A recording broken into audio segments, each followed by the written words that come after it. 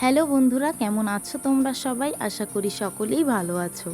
Poppy ঘরোয়া রান্নায় সবাইকে ওয়েলকাম। আজ তোমাদের সাথে শেয়ার করতে চলে এসেছি আরও একটি নতুন রেসিপি নিয়ে। পুরো ভিডিওটি দেখার অনুরোধ রাখি। ভিডিওটি ভালো লাগলে লাইক, কমেন্ট, শেয়ার করো। চ্যানেলটাকে সাবস্ক্রাইব করো আরও নতুন নতুন ভিডিও পেতে। আজ আমি করব কাঁচা আমের টক ঝাল চাটনি। প্রথমেই আমি 3টি মাঝারি সাইজের আম লম্বা লম্বা করে কেটে ধুয়ে নিয়েছি। নিয়ে নিচ্ছি চিনি। এখানে আমি 150 গ্রাম মতো চিনি নিয়েছি। নিয়ে নেব 5 ফোড়ন ও একটি শুকনো লঙ্কা। ফোড়নের জন্য আমি নিয়ে নেব সর্ষে। এই দেখো সর্ষে নিয়ে নিয়েছি। উনুনে বসিয়ে দিলাম কড়াই। কড়াইটা গরম হলেই আমরা ভেজে নেব 5 ফোড়ন ও শুকনো লঙ্কা। এই দেখো 5 ফোড়ন ও শুকনো লঙ্কাকে আমি ভেজে নিচ্ছি। ভেজে নামিয়ে নিচ্ছি একটি পাত্রে। এই দেখো আমি নামিয়ে নিয়েছি। এখন কড়াইতে আমি দিয়ে দেব সর্ষের তেল। তেলটা গরম হলেই আমি ফোড়ন দেব। ফোড়নের জন্য আমি দিচ্ছি সর্ষে।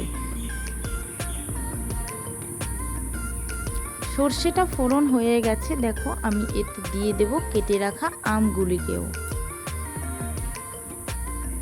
আমগুলো একটু নেড়ে চেড়ে ভেজে নেব। এই দেখো আমি আমটাকে ভেজে নিচ্ছি।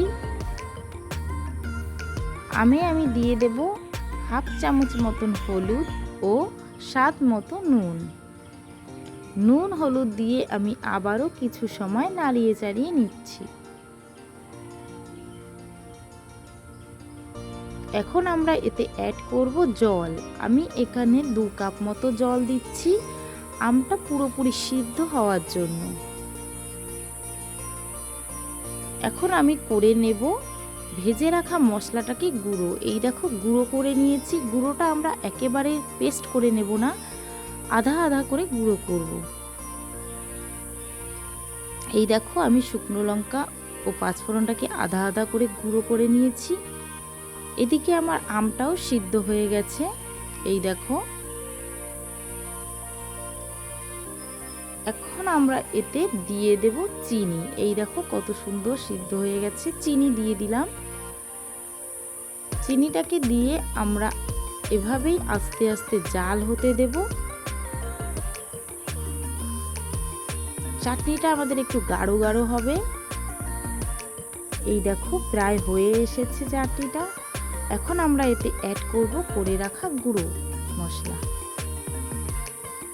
গুঁড়ো মশলাটাকে আমরা ভালো করে নাড়িয়ে চাড়িয়ে এভাবে আরও কিছু সময় হতে দেব।